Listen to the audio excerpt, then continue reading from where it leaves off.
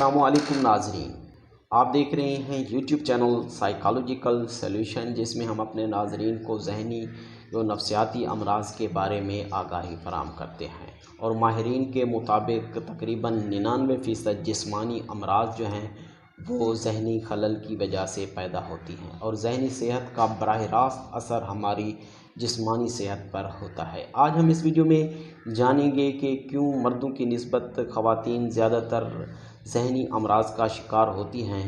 तो ख़वातीन में ये अमराज जो हैं वो ज़्यादातर माशरती मसाइल की वजह से जन्म लेते हैं, जिनमें घरेलू और अज़दवाजी ज़िंदगी सर फ़हरिस्त है। अज़दवाजी ज़िंदगी में शौहर और बीवी जो है एक सुतून की मानद होते हैं, लेकिन एक औरत को सास, ससुर, नंद और दूसरे रिश्तेदारों की सोच और मुतालबात का सामना करना पड़ता है।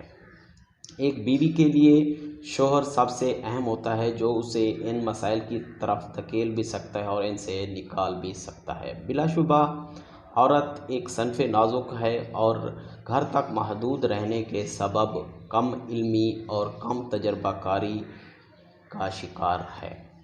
मसाइल फहमी और उनका अदराक तो दूर की बात, ज़्यादातर ख़वातीन जो हैं वो अपने लिए ख़ुद ही मसाइल पैदा कर लेती हैं, जिनमें उनकी जज्बात और ख्वाहिशात जो हैं वो सरे फ़हरिस्त हैं।